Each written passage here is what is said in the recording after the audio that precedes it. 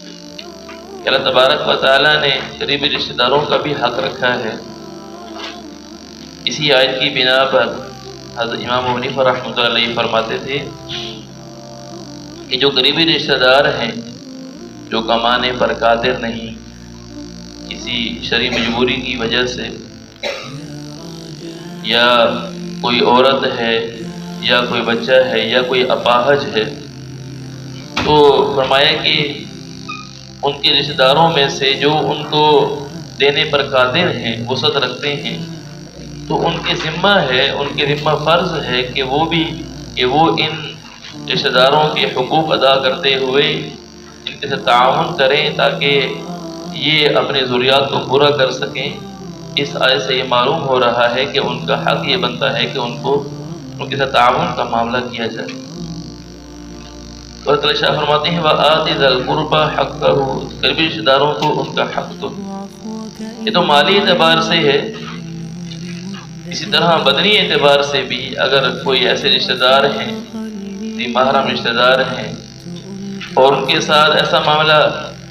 کہ اگر ان کی مدد نہ کی جائے تو ان کے لیے مشکل ہو جائے زندگی گزارنا، جسمانی اعتبار سے تو ان کی خدمت کی جا سکتی ہے۔ فرض کریں ان کو کھانا پہنچانا، فرض کریں کوئی اپاہج ہے، ایسا معاملہ ہے کہ وہ چل پھر نہیں سکتا، تو اس کو جا کر کھانا پہنچانا، اس کو غذا پہنچانا، یہ بھی ضروری ہے۔ ان چیزوں کا خیال رکھنا بھی ہماری ذمہ داری ہے، اور اسی خدمت پر اللہ تبارک و تعالیٰ آخرت میں بڑے درجات عطا فرمائیں گے، بڑی نعمتیں عطا فرمائیں گے، بڑی جنت عطا فرمائیں گے اللہ تبارک و تعالیٰ۔ تو اللہ تبارک و تعالیٰ نے ویسے صدقہ کرنے پر اجر رکھا، لیکن جو قریبی رشتہ داروں کو صدقہ دیا جاتا ہے اس پر اللہ تبارک و تعالیٰ نے دوہرا اجر رکھا ہے۔ ایک تو صدقہ کرنے کا اجر ملے گا، اور دوسرا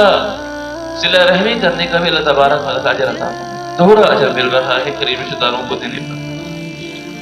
اس لیے اللہ تبارک و تعالیٰ صراحتاً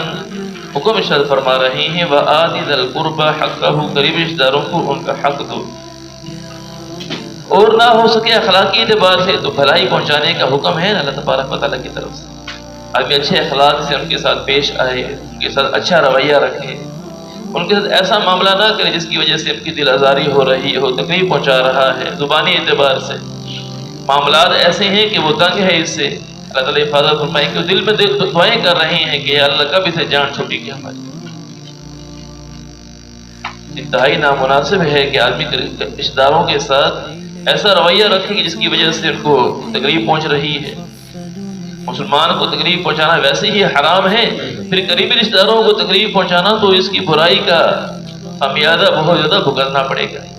جیسے قریبی رشتہ داروں کو ان کا حق دینے میں، ان کو بھلائی پہنچانے میں